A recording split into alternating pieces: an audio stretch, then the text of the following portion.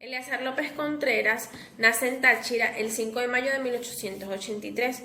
Fue un político y militar venezolano, el 32º presidente de Venezuela, desde el 17 de diciembre de 1935 hasta el 5 de mayo de 1941.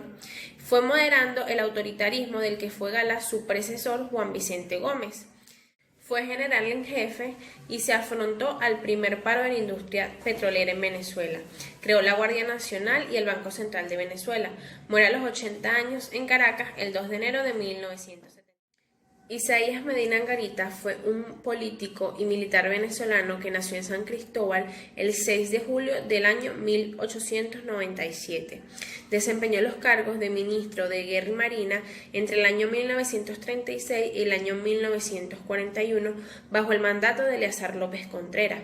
Fue presidente de la República de Venezuela entre el año 1941 y el año 1945. No terminó su mandato presidencial debido a un golpe de Estado que fue producto de una alianza entre oficiales medios del ejército y miembros del Partido Acción Democrática. Muere el 15 de septiembre de 1953. Rómulo Gallegos comenzó su carrera política a muy temprana edad, militando en oposición al dictador Juan Vicente Gómez en 1937. Gallegos es elegido diputado y poco a poco abandonaría la literatura para dedicarse a la política. Cuando el general López Contreras asume la presidencia en 1936, se inicia una era reformista en Venezuela y Gallegos fue nombrado ministro de Instrucción Pública, despacho que intentó reformar, llegando inclusive a cambiar su denominación por la del Ministerio de Educación Nacional. Sin embargo, sus esfuerzos para llevar a cabo una profunda reforma escolar fueron obstaculizados por un Congreso Nacional ampliamente dominado por el gomecismo y se lo obligó a dimitir. En 1941, Acción Democrática, antes llamado Partido Democrático Nacional, el cual figura como fundador, propone a Gallegos como candidato a la presidencia de la nación, perdiendo con el general Isaías Medina Angarita.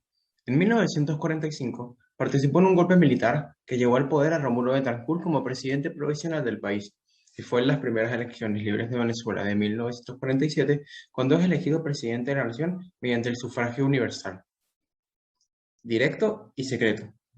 Toma el cargo el 15 de febrero de 1948 y se destacó por elevar la participación fiscal del Estado en la renta pletorada del 43% al 50%, un esquema tributario conocido como 50-50 y que fue replicado posteriormente en varios países productores, notablemente en Arabia Saudita.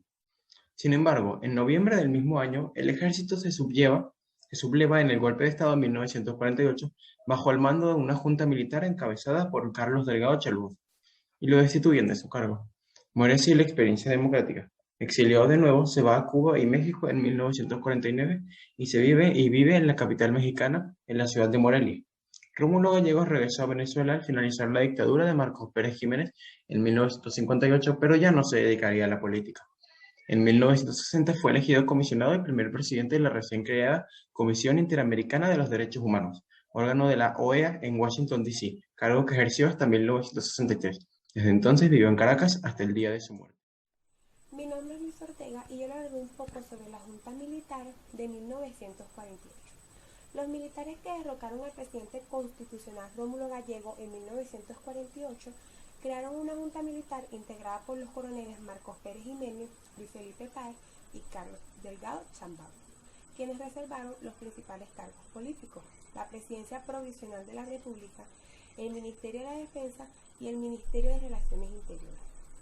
Luego de formarse esta junta, fue convocado a los dirigentes del partido URD y COPEI a una reunión urgente con Carlos Chambao, ministro de Defensa del gobierno de Rómulo Gallegos.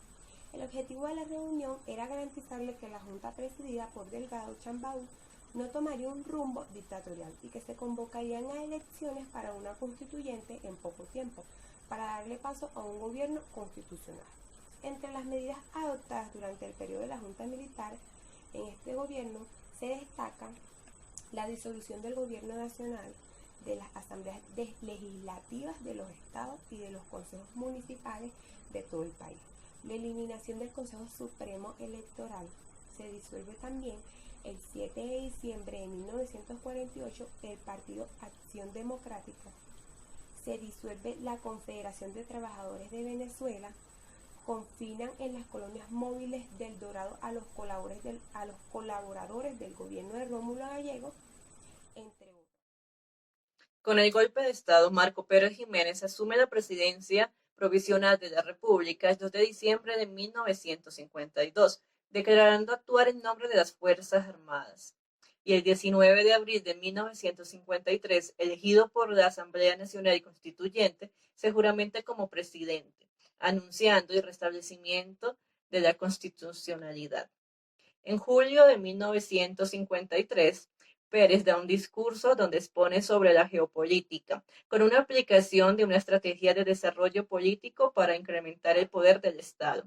En su gobierno, se separa de la flota mercante Gran Colombia para comercializar de manera independiente.